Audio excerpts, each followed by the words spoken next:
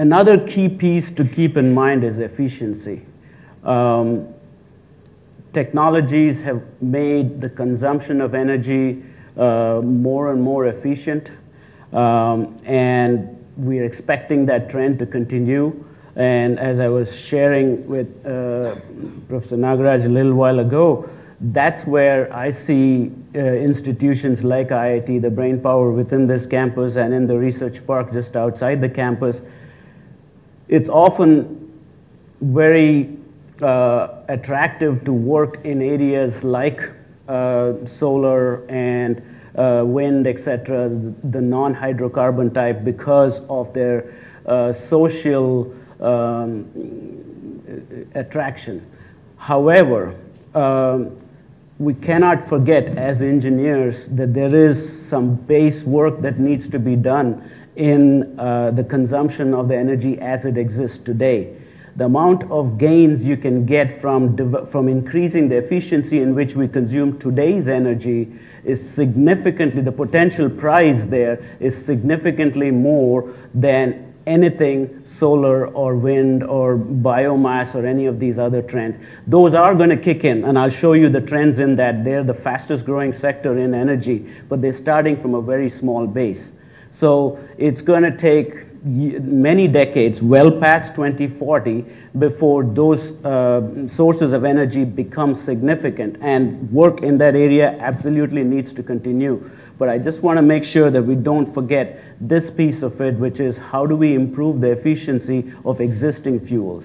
There are a lot of good ideas that still need to come, hoping it comes from one of you all in this room or several of you all in this room, and the price for that is pretty significant.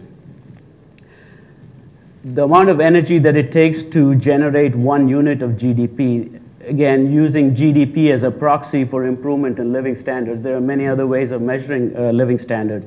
But if you use GDP as a measure, you can see the trend over time globally from 1990 to 2040. It's been steadily decreasing. What we're saying is that we're getting more and more efficient as a global population in terms of the energy required to improve our living standards. So that trend needs to continue, and we're fully predicting that that trend and the technology that comes into it will continue. Here's the key message here. Without that efficiency gain, the demand would be 500 quads more, or pretty much double, close to double what we're predicting with the efficiency gains. So that's the size of the prize, as it were. And if we continue to work on the technologies that flatten out this curve, we can save a significant amount of energy to sustain the continued improvement in living standards. So basically the dotted line in pink is assuming that if energy efficiency stays at the level of the 2010 point, then it's going to take 500 quads more. So a key message on energy efficiency being the primary source, as it were, of future energy. So the efficiency is primarily going to come in the developed countries because it's a mature economy, technology penetration, all of that has happened already.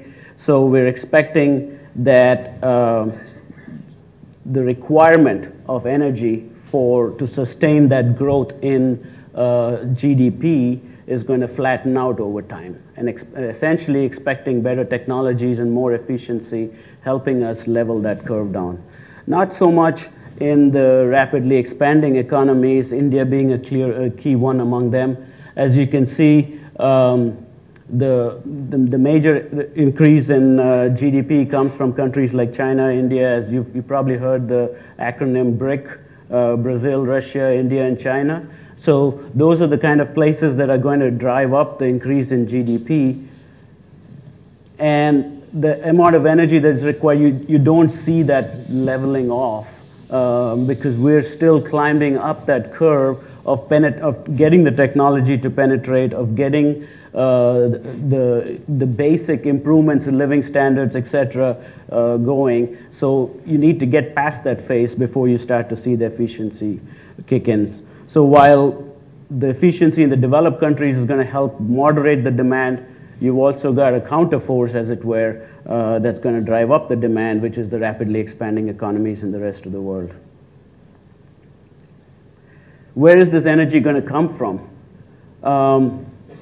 From our perspective, from our calculations and trending, etc., we still see hydrocarbon-based fuels being the major source of energy all the way up to 2040.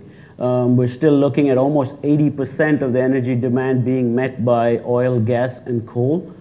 But having said that, there's some key messages in this slide here. For the first time since the Industrial Revolution, as it were, we are predicting that coal is going to drop. The use of coal is going to drop over the next 20, 30 years or so. And so the dotted line over there, it represents where we are in 2010. And the bar represents where we expect that sector to be in 2040. So you can see coal is going to drop by about 0.2% over that time frame per year, 0.2% per year, whereas the use of oil and natural gas essentially grows to be the second best fuel, second most used fuel after oil, mainly because gas, as you all know, is a much cleaner burning fuel. In terms of emissions, it does a better job than coal does. And so between the restrictions imposed by emissions, we're expecting the demand for coal to drop and gas being replaced. And I'll talk a little bit about the sources of gas. You all may have heard of unconventional gas, shale gas, etc., which the sector has been exploding, especially in North America. And what we're finding out over time is that the shale gas and its prevalence globally is really tremendous. There's a lot of countries, Russia, India included, have a lot of shale gas assets that can be developed to produce plentiful supplies of gas. In America alone, the prediction is that there's enough shale gas to power all of America for the next 100 years. There's that much gas there. It's a matter of extracting that gas economically, safely, and environmentally sensitive ways. So that's going to drive the growth in gas, clearly the biggest growing sector. But at the end of the day, biggest growing sector among the hydrocarbon fuels. But you can see down at the other end of the graph, wind is going to grow by 6% a year, significantly higher than any other sector. But it's starting from such a low base, so it will still take many more years for it to become a major player in the overall energy picture. One of the key issues about wind is its intermittency. Most of the areas where you have wind energy, it's only up and operating 20 to 25% of the time. So the rest of the time, you have to have some other backup fuel to back it up and fill the gap, as it were.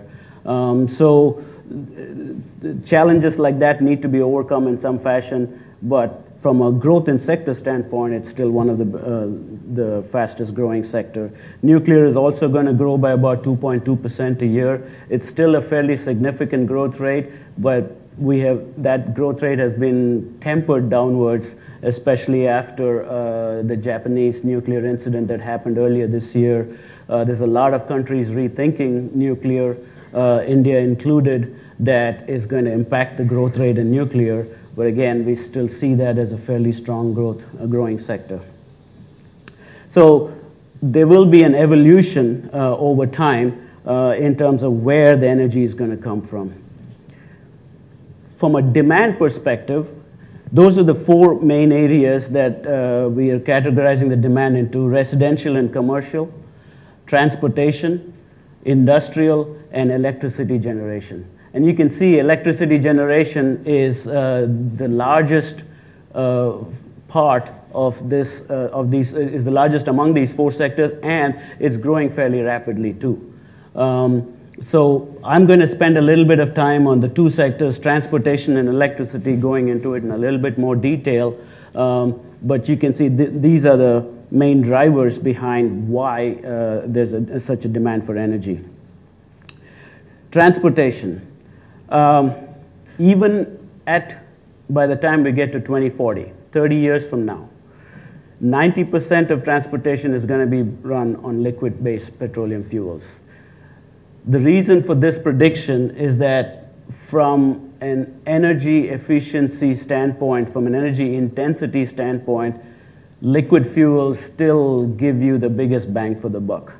For example, if you take an electric vehicle, Nissan Leaf, you all may have heard of the Nissan Leaf. The battery in the Nissan Leaf takes up 3.5 times the space of a gasoline tank, and weighs 6 or 7 times more.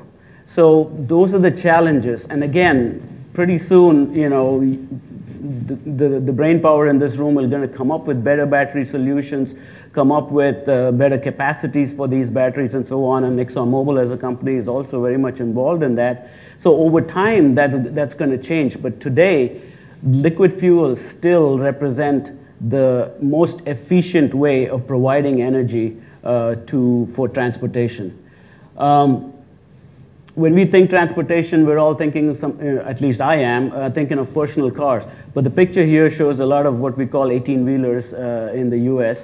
These are the heavy transportation trucks. And the reason for that is that is the fastest growing sector. We're actually predicting that the light duty vehicles, which is the cars that we all drive in, is going to level off over time, primarily because of energy efficiency. That energy efficiency, mileage standards, improvements, and so on will impact light duty vehicles well before it impacts the industrial side. And there is also a prediction that the per car mileage driven, as we all get the penetration of individual cars goes deeper into the population in a lot of countries, we're expecting that the miles driven per car is going to go down. So both of those combine to level off the personal car usage. Not so much on the commercial side. There's still a pretty strong growth. As you can imagine, a lot of the economic growth, the GDP, the living standards, etc., are going to be driven by investments in industry, investments in technology, etc. And all of that construction, all of that supply chain movement, etc., are going to be supported by heavy-duty vehicles. I have, on my trip this time, I've been to Chennai, Mumbai, Delhi, etc., and I've taken 4 different Indian airlines, SpiceJet, Jet Airways, etc. It's fantastic to see the growth in population, growth in the number of people that are traveling by air these days. But at the flip side of that, if you want to call it that, is the growth in aviation fuel requirements. A lot more people, it's much more efficient, as you all know, to take an air trip to a business destination, get your work done, turn around, come back the very next day. Back when I was growing up here, we used to go to Hindustan Lever for an interview in Bombay, and you had to leave 2 days ahead of time to catch the train to go to Bombay. It was 3 days ahead of time to catch the train to go to Delhi. It's so much more efficient now. So much more work gets done as a result.